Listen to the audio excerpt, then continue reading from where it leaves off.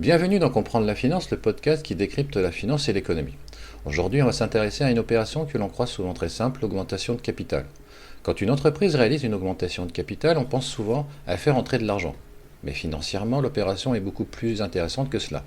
Parce qu'au moment où de nouvelles actions sont émises, plusieurs paramètres de l'entreprise changent en même temps.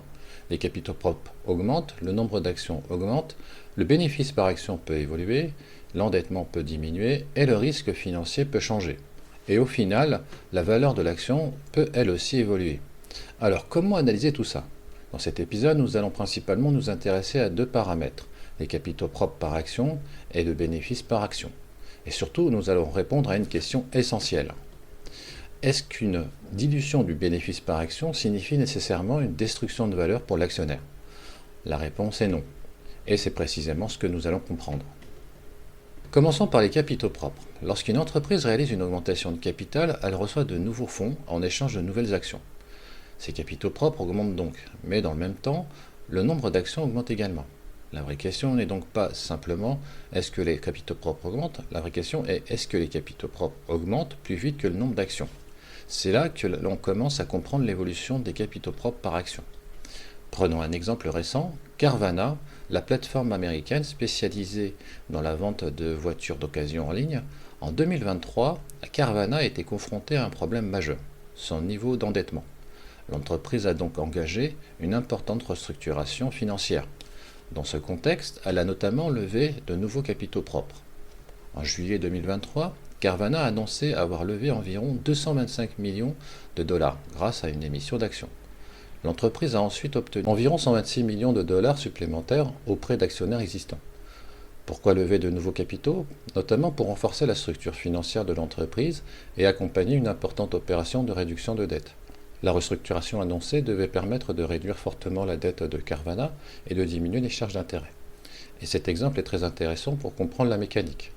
Lorsque Carvana émet de nouvelles actions, les actionnaires existants voient leur pourcentage de détention diminuer, sauf s'ils participent eux-mêmes à l'opération. C'est la dilution de pouvoir ou du pourcentage de détention. Mais en contrepartie, l'entreprise reçoit de nouveaux capitaux. Et ces capitaux peuvent contribuer à renforcer son bilan et à réduire son endettement. Pour comprendre réellement l'effet d'une augmentation de capital, il faut également regarder le prix auquel les nouvelles actions sont émises. Pourquoi? Parce que les capitaux propres comptables et la valeur de marché des capitaux propres peuvent être très différents. Imaginons une entreprise dont les capitaux propres comptables sont de 100 millions d'euros, mais dont la valeur de marché est de 1 milliard d'euros. Cela signifie que les investisseurs attribuent à cette entreprise une valeur beaucoup plus importante que la simple valeur comptable inscrite au bilan. Si cette entreprise réalise une augmentation de capital à un prix proche de sa valeur de marché, elle peut faire entrer des capitaux importants tout en limitant la dilution économique des actionnaires existants. A l'inverse, si une entreprise est obligée d'émettre des actions à un prix très faible par rapport à la valeur économique qu'elle avait auparavant, la dilution peut être beaucoup plus importante pour les anciens actionnaires. Il faut donc regarder deux choses. Combien l'entreprise lève et à quel prix elle émet les nouvelles actions.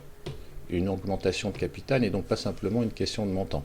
C'est aussi une question de valorisation et de prix d'émission. Passons maintenant au deuxième indicateur, le bénéfice par action ou BPA. Alors le bénéfice net retenu dans le calcul n'est pas un chiffre abstrait, c'est le résultat final de l'entreprise. Après avoir payé ses charges d'exploitation, ses impôts et surtout ses charges financières, c'est-à-dire l'intérêt sur la dette, c'est donc le bénéfice réellement disponible pour les actionnaires. Autrement dit, le BPA ne dépend pas seulement du nombre d'actions, il dépend aussi de la capacité de l'entreprise à générer un résultat après financement. Pourquoi une augmentation de capital modifie le BPA? Quand une entreprise émet de nouvelles actions, deux choses se passent. Premièrement, le dénominateur augmente immédiatement. Le nombre d'actions en circulation augmente dès l'émission. Donc, même si le bénéfice reste identique, le BPA baisse mécaniquement. C'est la dilution arithmétique. Ensuite, le bénéfice futur peut changer. Et c'est là que tout devient intéressant. L'argent levé peut modifier le bénéfice net dans les années suivantes. Alors, deux grands scénarios selon l'usage des capitaux levés. Premier scénario, investissement. Si l'entreprise utilise les fonds pour financer des projets productifs, nouvelles usines, modernisation, recherche et développement, acquisition, ces investissements peuvent augmenter le bénéfice net par le biais des dotations aux amortissements. Mais cet effet arrive plus tard. Ensuite, deuxième scénario, réduction de la dette. Si l'entreprise utilise les fonds pour rembourser ses emprunts, ses charges financières diminuent, ce qui améliore directement le bénéfice net, mais là encore l'effet est progressif, pas instantané. Alors pourquoi les analystes surveillent le BPA prévisionnel? Prenons un exemple concret, le BPA d'ArcelorMittal estimé à 3,53 $ en 2025 contre 1,68 $ en 2024. Ce type d'évolution montre comment les analystes utilisent le BPA pour anticiper la performance future d'une entreprise. Et lorsqu'une entreprise réalise une augmentation de capital, ces mêmes analystes vont comparer trois chiffres. Le BPA avant l'opération, le BPA après l'émission des nouvelles actions, le BPA prévisionnel, c'est-à-dire celui attendu une fois que les capitaux levés auront produit leurs effets. Cette comparaison permet de déterminer si l'augmentation de capital crée de la valeur, si le BPA futur dépasse le BPA initial, ou dilue durablement les actionnaires, si le BPA reste inférieur malgré les nouveaux capitaux. Alors pourquoi le BPA baisse souvent après une augmentation de capital? Imaginons une entreprise qui réalise une augmentation de capital pour financer une nouvelle usine. Le jour où l'argent arrive sur son compte bancaire, l'entreprise dispose effectivement de nouveaux capitaux. Mais la nouvelle usine n'est pas encore construite. Elle ne produit rien, il faut d'abord construire les installations, acheter les machines, installer les équipements, recruter éventuellement du personnel, démarrer la production, puis faire fonctionner l'ensemble et atteindre progressivement le niveau de rentabilité prévu. Il existe donc un temps de latence entre le moment où l'entreprise reçoit les capitaux et le moment où ces capitaux commencent à produire des bénéfices. Le nombre d'actions, lui, a déjà augmenté. Le bénéfice, lui, peut mettre du temps à suivre. C'est pourquoi la situation la plus fréquente après une augmentation de capital est une dilution du BPA. Mais il existe également le cas inverse. Si les bénéfices progressent suffisamment par rapport à l'augmentation du nombre d'actions, le BPA peut finalement augmenter. On parle alors de relution du BPA. Il faut donc bien comprendre que la dilution ou la relution du BPA dépend de la relation entre l'augmentation du bénéfice et l'augmentation du nombre d'actions. On peut aller encore un peu plus loin. Dans une analyse financière simplifiée, on peut déterminer si une opération sera dilutive ou relutive en comparant la rentabilité attendue des nouveaux investissements avec le coût implicite des capitaux levés. Dans certains modèles, cette relation peut être exprimée à travers le PER, le Price Earning Ratio. Le raisonnement est le suivant. Si les nouveaux capitaux permettent de générer suffisamment de bénéfices par rapport au prix auquel les nouvelles actions ont été émises, le BPA finit par augmenter. A l'inverse, si les capitaux nouvellement investis génèrent une rentabilité insuffisante, le BPA peut rester dilué. On peut, dans un modèle simplifié, exprimer ce seuil en reliant la rentabilité économique attendue des investissements au PER. Mais attention, cette relation repose sur des hypothèses simplificatrices. Elle ne doit pas être utilisée comme une règle mécanique permettant à elle seule de juger d'une augmentation de capital. Pourquoi? Parce que le BPA n'est pas une mesure complète de la création de valeur. Et c'est précisément là que les choses deviennent intéressantes. Imaginons maintenant une action qui vaut 100 euros. Dans une approche très simplifiée, on peut écrire valeur de l'action égale BPA fois PER. Supposons maintenant que le BPA diminue après une augmentation de capital. On pourrait être tenté de conclure le BPA baisse, donc l'action vaut moins. Arithmétiquement, si le PER reste parfaitement constant, c'est effectivement ce qui se produit. Mais financièrement, cette conclusion est trop rapide. Pourquoi? Parce que le PER peut lui aussi changer. Le niveau du multiple dépend notamment du risque perçu par les investisseurs, mais également des perspectives de croissance, de rentabilité et du niveau des taux d'intérêt.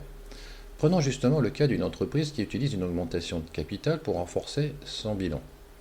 Elle dispose désormais de davantage de capitaux propres pour un même niveau de dette. Autrement dit, elle a davantage d'actifs financés par des capitaux propres par un même niveau d'endettement. Son risque financier peut donc diminuer. Ou bien elle utilise les nouveaux capitaux pour rembourser une partie de sa dette. Elle a alors moins de dettes pour un même niveau d'actifs. Là encore, son risque financier peut diminuer. Dans les deux cas, l'entreprise peut devenir plus solide financièrement. Et si le marché considère que cette opération réduit réellement le risque et améliore les perspectives de l'entreprise, il peut être disposé à lui attribuer un multiple de valorisation plus élevé. Le PER peut donc augmenter. Et cette hausse du PER peut compenser en partie ou totalement une baisse initiale du BPA. C'est pour cela qu'il faut retenir une idée essentielle. Une dilution du BPA n'est pas synonyme de destruction de valeur. Il existe d'ailleurs une autre confusion très fréquente. Lorsqu'une personne parle de dilution, il faut toujours demander de quelle dilution parle-t-on, parce qu'il existe au moins deux notions très différentes. La première, c'est la dilution du pouvoir et du pourcentage de détention.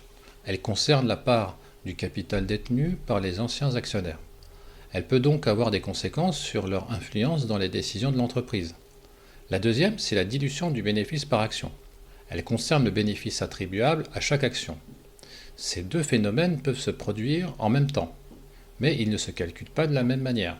Ils n'ont pas les mêmes conséquences et ils ne répondent pas à la même question. La dilution du pouvoir est principalement une question de contrôle et de gouvernance. La dilution du BPA est une question de rentabilité par action. Même mot, mais deux réalités très différentes. Donc, si vous entendez quelqu'un parler de dilution et que vous n'êtes pas certain de savoir laquelle, posez simplement la question. Vous parlez de dilution du pouvoir ou de dilution de BPA. Cela vous évitera beaucoup de malentendus. Alors, si la dilution du BPA ne suffit pas pour juger une augmentation de capital, qu'est-ce qui compte vraiment?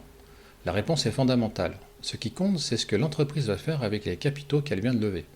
Autrement dit, quelle est la rentabilité des investissements financés par cette augmentation de capital? Si l'entreprise investit dans des projets dont la rentabilité est supérieure à leur coût du capital, elle peut créer de la valeur.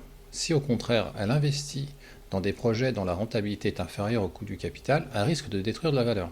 Et c'est ici que l'on retrouve une distinction fondamentale en finance d'entreprise. Le choix d'investissement est plus important que le choix de financement. En effet, une entreprise peut financer un excellent projet par une augmentation de capital, elle peut aussi financer un mauvais projet par une augmentation de capital. Dans le premier cas, le financement permet de donner à l'entreprise les moyens de création de valeur. Dans le second, il ne fait que fournir des ressources à un projet qui détruit de la valeur. L'augmentation de capital, en elle-même, n'est donc ni créatrice ni destructrice de valeur. Alors ce qu'il faut retenir, ce qui crée ou détruit de la valeur, ce sont les investissements réalisés avec les capitaux levés, compte tenu de leur rentabilité et de leur coût du capital. Revenons un instant à Carvana. L'intérêt de cet exemple est qu'il montre qu'une augmentation de capital ne sert pas nécessairement à financer une croissance spectaculaire. Elle peut aussi servir à renforcer le bilan et à réduire le risque financier. En 2023, Carvana a engagé une restructuration importante de sa dette. L'entreprise a notamment levé des capitaux propres et négocié avec ses créanciers une opération destinée à réduire significativement son endettement et ses charges financières. Cela nous permet de visualiser très concrètement le mécanisme. L'entreprise accepte une certaine dilution du nombre d'actions. En échange, elle améliore sa structure financière. Elle réduit sa dette, elle réduit également potentiellement ses charges financières et elle diminue son risque financier. Mais attention, cela ne permet pas toujours de conclure automatiquement que l'augmentation de capital a créé de la valeur. Pour répondre à cette question, il faut aller beaucoup plus loin. Il faut regarder l'évolution de la rentabilité, les flux de trésorerie, la dette, le coût du capital, les perspectives de croissance et surtout la capacité de l'entreprise à générer durablement un rendement supérieur à son coût du capital. C'est ça la véritable analyse financière. En conclusion, une augmentation de capital n'est pas une machine à créer de la valeur. C'est un moyen de donner à l'entreprise des ressources supplémentaires. Et ces ressources peuvent financer quelque chose de formidable. Elles peuvent aussi financer quelque chose de médiocre. Tout dépend de la qualité des décisions prises avec cet argent. C'est donc peut-être la meilleure règle à retenir de cet épisode. Ne regardez pas seulement combien d'actions l'entreprise crée, regardez ce qu'elle crée avec l'argent qu'elle vient de lever. Merci d'avoir écouté cet épisode. Si ce podcast vous aide à mieux comprendre les mécanismes de la finance et de l'économie, le meilleur moyen est de le soutenir et de vous abonner, de le partager autour de vous et de lui attribuer une note ou un avis. C'est ce qui lui permettra de toucher encore plus d'auditeurs. Et retrouvez mon livre Pilotage de la performance, déconstruire les illusions, piloter avec lucidité, disponible sur Amazon. À très bientôt dans Comprendre la finance.